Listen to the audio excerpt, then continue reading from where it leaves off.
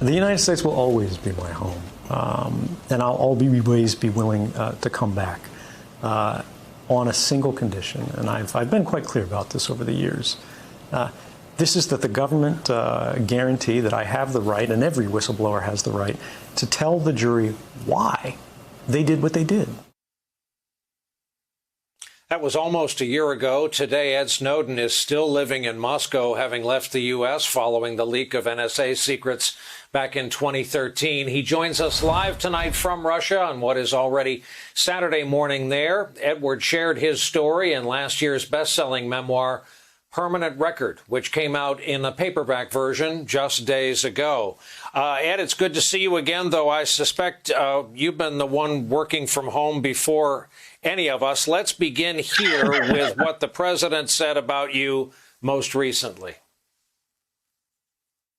Do you want to give Edward Snowden a pardon and bring him back? You once suggested that. Well, I'm going to look at it. I mean, I'm not that aware of the Snowden situation, but I'm going to start looking at it. There are many, many people. It seems to be a split decision. That many people think that he should be somehow treated differently, and other people think he did very bad things.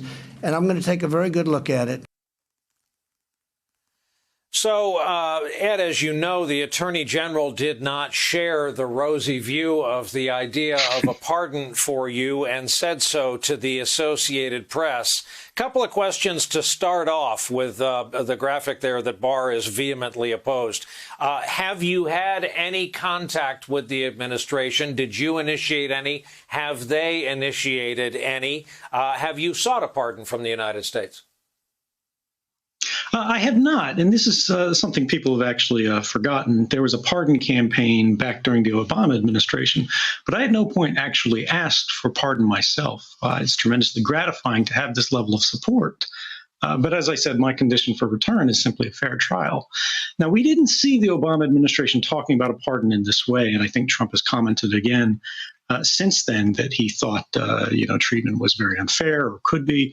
And there's been a lot of speculation that's come from this, but there's been no contact. I was as surprised as anybody else to see this. But it's very interesting to see this president thinking about, pardoning what a lot of people would consider one of the big names in this new war on whistleblowers. And that's something that I think we should all support seeing come to an end. So no representative for you has done any outreach. No representative for you or you yourself have heard anything from the White House, the administration, any government types? No, by hook or by crook, there's been nothing, no contact, anything like that. I think if that were happening, it would be certainly news that we'd probably hear through other channels. Let's use plain English. The price for pardons appears to be lavish praise for this president after the fact. Is that something you're willing to do? Certainly not. I don't think a pardon is or should be conditioned on anything. When you look at the pardon power, it's constitutionally derived. I think it's Article 2, Section 2. A pardon is not a contract. A pardon is not something that you accept or reject.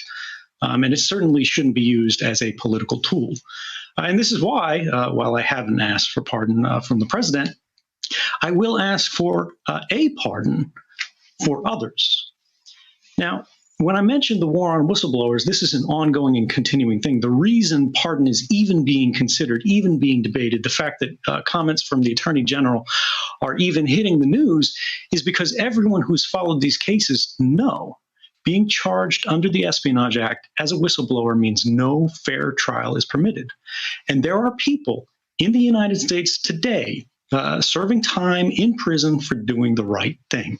And this is why we should see Donald Trump or any president end the war on whistleblowers. He should pardon Reality Winner for trying to expose election interference. He should pardon Daniel Hale for revealing abuses in the drone program, or Terry Albury for trying to expose systematic racism within the FBI.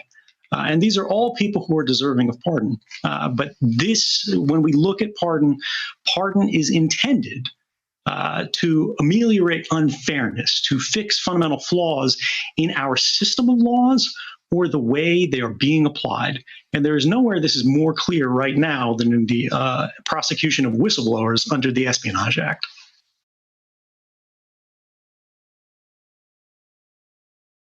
Hey there, I'm Chris Hayes from MSNBC. Thanks for watching MSNBC on YouTube. If you want to keep up to date with the videos we're putting out, you can click subscribe just below me or click over on this list to see lots of other great videos.